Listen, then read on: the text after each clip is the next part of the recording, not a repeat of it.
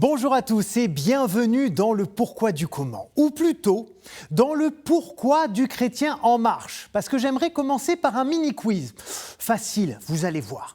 Quel est le plus petit État du monde ? Alors, ce n'est pas Monaco, ce n'est pas non plus Tuvalu, l'archipel polynésien, vous l'avez compris et vous le savez, c'est bien le Vatican. Très petit. 44 hectares, oui ça fait pas beaucoup, c'est à peu près l'équivalent du cimetière du Père-Lachaise pour ceux qui connaissent un petit peu Paris. Et ce pays, parce que c'est un pays, compte à peine 1 millier d'habitants. Allez, on va essayer de comprendre comment le Vatican est devenu ce qu'il est et le rôle souvent décisif de la France dans son histoire. Il y a plusieurs milliers d'années, le terme latin « ager vaticanus » désignait une zone marécageuse et une petite colline située sur la rive droite du Tibre à proximité de Rome. À partir du 1er siècle après Jésus-Christ, elle est occupée par des villas luxueuses et un cirque où se déroulent des courses de chars, mais aussi des exécutions atroces ordonnées par le terrible empereur Néron.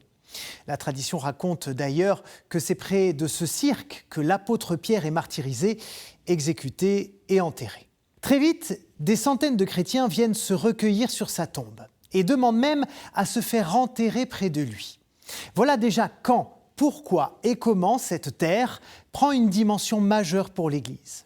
Plus tard, en l'an 315, Constantin, le premier empereur romain chrétien, décide de faire construire une basilique à l'endroit même où l'apôtre Pierre est enterré.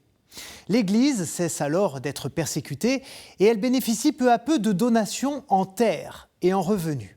Quand l'Empire romain décline et que les empereurs n'habitent même plus à Rome, c'est l'Église qui organise, gère et protège la ville ainsi que ses environs. Mais au 8e siècle, le germanique Estolphe, roi des Lombards, entreprend sa conquête. Alors, Étienne II, le pape du moment, décide d'aller demander la protection du catholique Pépin le Bref, roi des Francs et père de Charlemagne.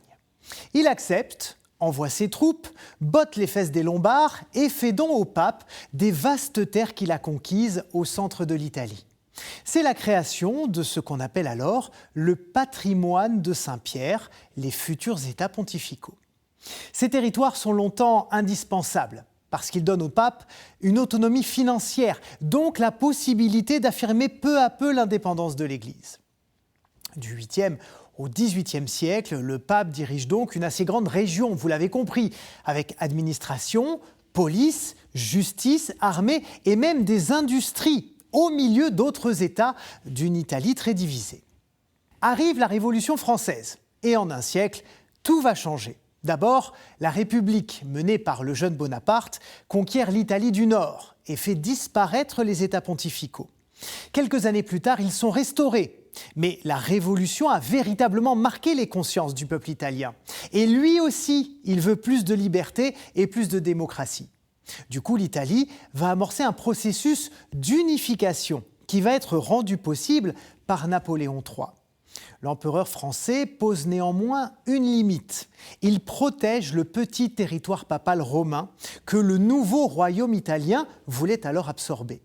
Mais lorsque Napoléon III est vaincu par la Prusse, les États pontificaux se retrouvent sans protection française. Et c'est là qu'ils sont annexés par l'Italie. Le pape n'a alors plus d'État.